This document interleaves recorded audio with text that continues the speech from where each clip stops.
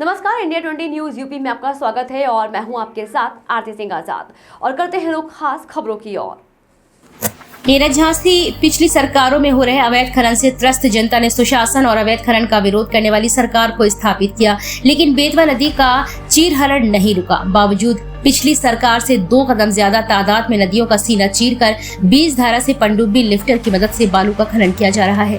वहीं एनजीटी के नियमों को ताक पर रखकर दिन रात भारी मात्रा में बालू को निकालकर प्रकृति के संतुलन को बिगाड़ने में लगे हुए हैं। वहीं वर्तमान सरकार में खनन माफियाओं के हौसले इतने बुलंद है कि शासन प्रशासन के साथ पत्रकारों को भी खबर प्रकाशित या कवरेज करना काफी खटकता है। जिसके क्रम में तहसील गरोठा निवासी राष्ट्रीय सहारा के पत्रकार राजेंद्र बुंदेला को सूचना मिली कि थाना एरच क्षेत्र के अंतर्गत ढेरा घाट पर कोई मजदूर नदी में गिर गया है, जिसको कवरेज करने के लिए राजेंद्र बुंदेला अपने 2 पत्रकार साथियों कृष्ण कुमार सोनी व कृष्ण कुमार पाठक को साथ लेकर अपनी बुलेरो क्रमांक UP 93AB7176 से रात करीब 10 बजे नदी पर पहुंचे और नदी की ओर जा ही रहे थे कि तभी टोकन पर बैठकर 4 आवाज देने लगे कि मीडिया वाले नदी पर जा रहे हैं। उन 4 लोग सहित करीब 20 से 25 अज्ञात लोगों ने पत्रकारों की गाड़ी पर लाठी डंडों से हमला कर दिया। साथ ही पत्रकारों को कार से खींचकर धारदार हथियारों व बंदूक की बट से पीट कर मरणासत कर दिया।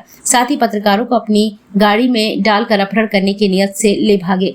किसी तरह पत्रकार चलती हुई कार से बिना अपनी जान की परवाह किए नीचे कूद गए। जैसे ही सुबह पत्रकारों को घटना की जानकारी हुई तो संगठित होकर सीओ गरोठा सहित थाना एरच पहुंचे, जहां पर पुलिस द्वारा पत्रकारों को आश्वासन देते हुए पीड़ित पत्रकारों की लिखित तहरीर पर नरेंद्र राजपूत, मुकेश राजपूत, हेमंत राजपूत एवं अजय शुक्ला के खिलाफ सुसंगत धाराओं में मामला पंजीकृत किया गया। वहीं पत्रकारों में अवैध खनन माफियाओं के खिलाफ भारी नाराजगी देखने को मिली। साथ ही आर पार की लड़ाई लड़ने की चेतावनी दी है। एरच से हरिश्चंद्र नायक की रिपोर्ट।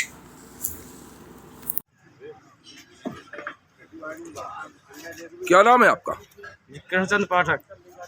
क्या घटना हो गई? घटना तो हो गई। कृष्णचंद पाठक, न्यूज नेशन से जिला संवाददाता हूँ मैं जी। मुझे किसी अपने सूत्रों से जानकारी मिली कि जो ढेरा घाट है एरच के पास जी, वहाँ पे अवैध लिफ्टर से कोई गिर गया है जी। तो हम लोगों को जैसी सूचना मिली तो हम और राजेंद्र बुंदेला जी और विनीत सोनी जी तीनों पत्रकार कवरेज करने गए तो वहाँ पर 15-20 लोग थे और मुकेश राजपूत, नरेंद्र राजपूत, अजय शुक्ला और हेमंत जी थे। तो इन लोगों ने जैसे ही देखा तो बोले, अरे साहब मीडिया आ गई, मारो सालों को काट के फेंक। तो इनके साथ जो लड़के थे वो धारदार हथियार और अवैध असलहे लिए थे। इन लोगों ने धारदार हथियार से हमला किया और विनीत सोनी को गाड़ी में डाल के और मुझे और राजेंद्र बुंदेला को तीनों लोग सफ़ेद स्कॉर्पियो में ले गए, जिसमें मैं और राजेंद्र बुंदेला किसी तरह जान बचाकर भागे, जिसमें मेरी सोने की अंगूठी और 3000 रुपये इन लोगों ने निकाल लिए। किसका घाट चल रहा है जी?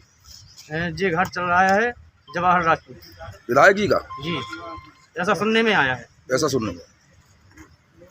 और मोबाइल राजेंद्र बुंदेला जी का चला गया, चैन भी चली गई।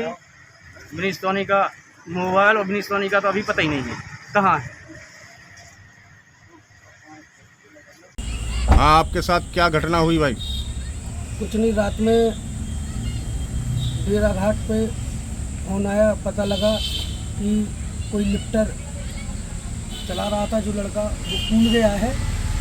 तो उसकी सूचना मिलते ही हम 3 पत्रकार वहाँ गए कवरेज करने के लिए, जहाँ पर गाड़ी रोक के हम लोगों के साथ मारपीट की गई। इसके बाद अगवा करके हम लोगों को ले गए।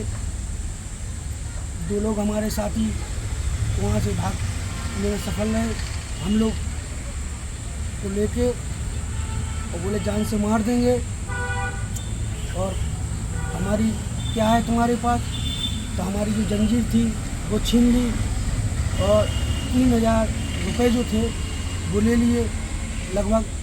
और अगर कोई पुलिस केस किया तो साले जान से मरवा दूंगा धमकी देते हुए ये लोग चलती हुई गाड़ी से हमें उतार के भाग गए। आगे के उपचार के लिए आप कहाँ जा रहे हैं? उपचार के लिए हम झांसी मेडिकल के लिए रेफ़र किया गया है। हमारे साथ छोटे हैं